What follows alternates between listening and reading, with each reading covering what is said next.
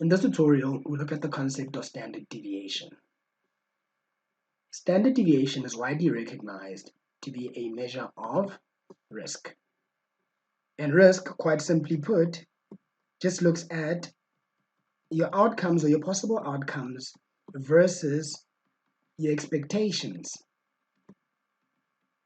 To be specific, risk looks at how far your potential outcomes or possible outcomes are from what it is that you expect or what it is that's the average or the mean.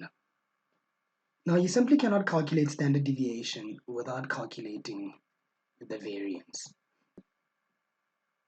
Now, this is a concept that a lot of people don't understand. They don't get why it is that you must first calculate the variance before you calculate the standard deviation. And in this tutorial, we'll show by means of an example why the calculation of variance is extremely important in the calculation of standard deviation, which is a measure of risk. Let's say you've got the graph of a certain asset. Let's call it asset A. And this graph plots the returns achieved by asset A over time. So perhaps you've got a data point there, and a data point there, and another data point, and another data point, and another data point, and another data point. Right? You are now in a position to calculate the expected value or the expected return for this asset. How would you calculate the expected return? Is that you would add up all the data points, and there are 6 of them, and you would divide it by the number of data points. So let's say these data points here at the top all represent 11%, and the data points here at the bottom all represent.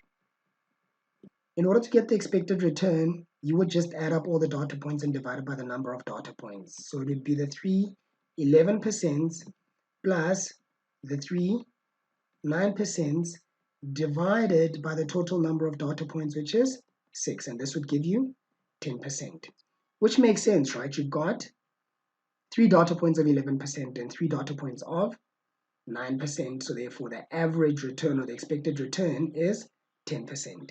And this expected return would be somewhere here. It would be 10%. Now the standard deviation, which is a measure of risk, simply just measures the distance or the variability between the actual data points and the expected data point or the expected return. Now all of these data points here at the top, which represent 11%, have got a distance from the mean of positive 1. And the data points at the bottom here, which all represent 9%, are all lower than the mean by 1%. So they've got a distance of negative 1 from the mean. Now, if we wanted to measure the risk associated with this asset, we would take all the deviations, which is the 1, and the 1 at the top, so that gives you a positive 3. And then we take the deviations at the bottom, which are all minus 1, so this would give us minus 3, and we divide it by the total number of data points, which is 6. And this would then result in us thinking that there is no risk. But we've got sufficient evidence. We've got sufficient evidence to know that there is risk. We know that you don't always get 10%. In actual fact, you can either get 11 or 9%, and the 10% is just the average of those two figures. So there is a risk associated with this investment.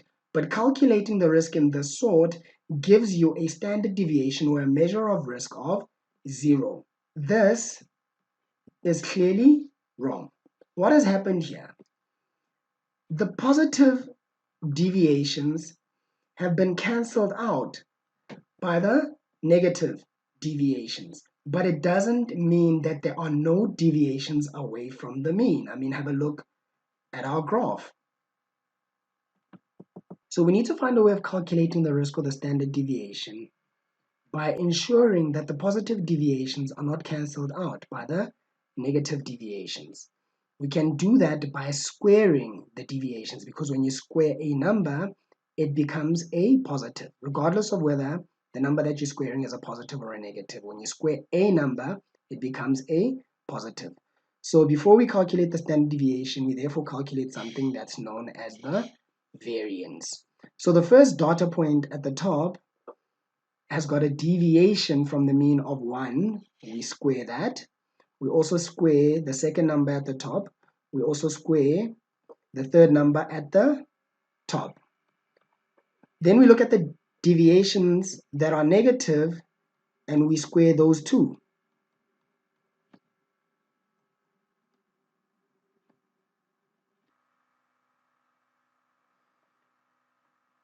Everything divided by the number of data points, and there are 6.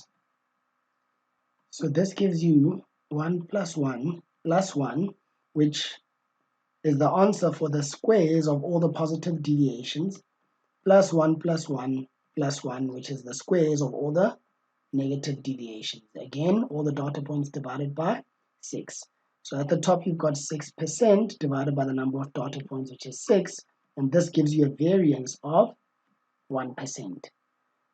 Now, the standard deviation is simply just the square root of the variance. So the square root of 1 will give you 1. Now think about how and why this makes sense. This basically says that given a mean or an average of 10%, the deviation, the standard deviation or distance from the mean is 1%. And this 1% can either be a positive 1%, or on the downside, it can be a negative 1%. So the risk associated with this investment is that there can be a 1% deviation either way from the mean.